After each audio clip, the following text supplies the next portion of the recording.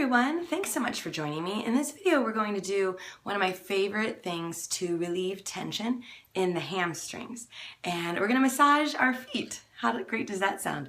You could do this with your hands, you could do this. I have a lacrosse ball and a foot massager roller thing. You could use a frozen water bottle, right? So you can use stuff that you have around, or you always have these, right? Or a specific tool. We're gonna work on one foot and then test, okay, the difference between how each hamstring feels, and then do the other one, okay?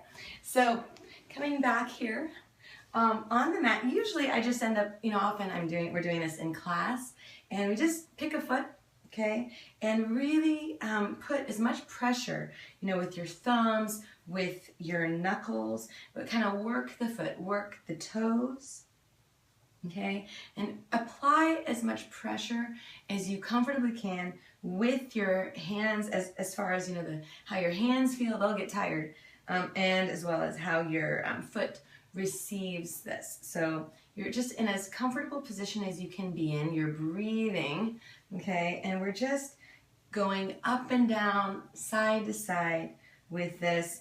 Really, you could even kind of push, pull, okay, but direct energy up, down, whatever feels good for your foot. We're just getting the blood flowing, okay, and calves get tight, hamstrings get tight from just lifestyle, shoes.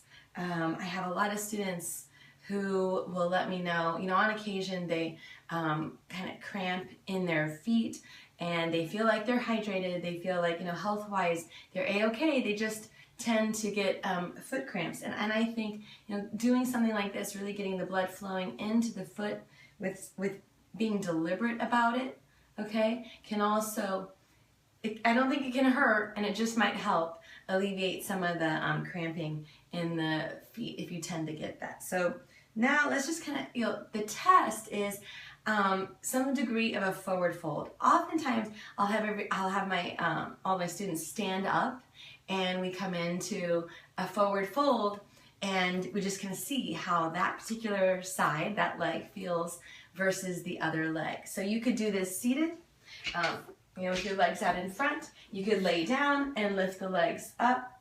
What's important here is you still want to be active with both feet. You still want to try to center the knees, draw them toward your hips, lengthen.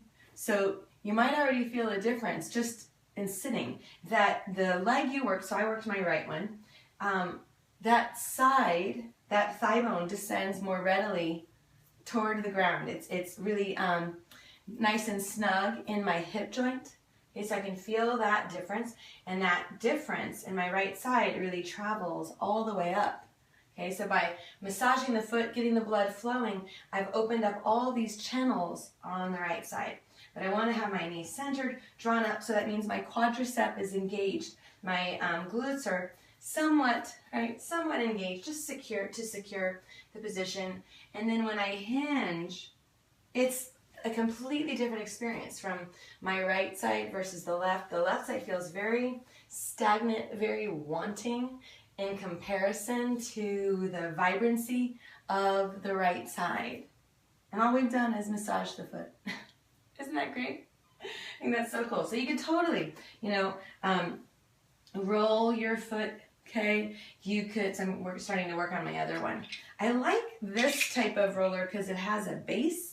And when I had more of a desktop computer, squeaks a little bit, I would keep this underneath my desk, and I'd roll my feet, okay, whenever I was working at my computer. And so rolling the sides, okay, and really getting, placing as much pressure as I can, as I can withstand, okay, and I think that feels really good.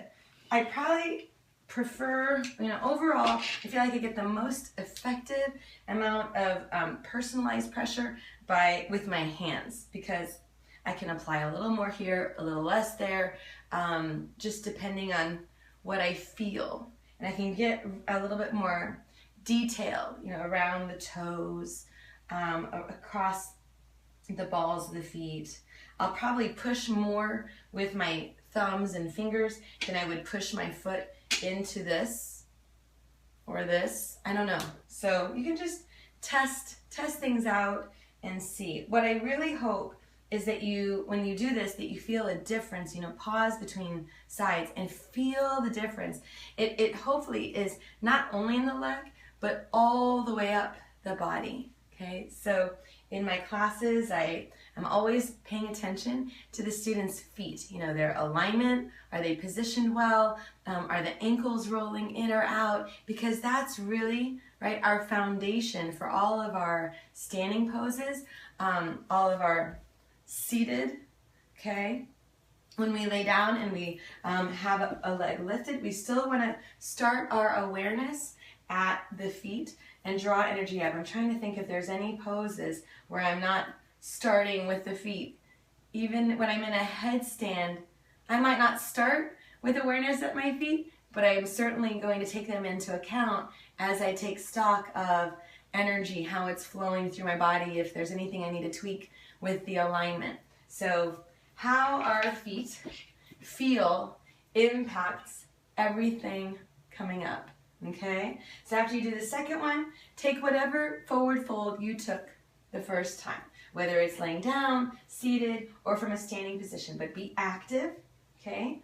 And center lines of the feet are parallel. We're pulling that energy up, lengthen. You might feel now that you've done the second leg that thigh bone more readily, okay, descends and feels snug in the hip joint, but you have to secure, okay, appropriate amount of energy, okay, in the quadriceps, base of glutes, and then maybe fold forward, okay. But a great technique to release tension, okay, in the hamstrings. Really, you're releasing tension in the feet and then allowing that release to travel all the way up the body. So, right, what a great excuse to go get a foot massage, if nothing else. So I hope that this was helpful and that you have a wonderful day. Namaste.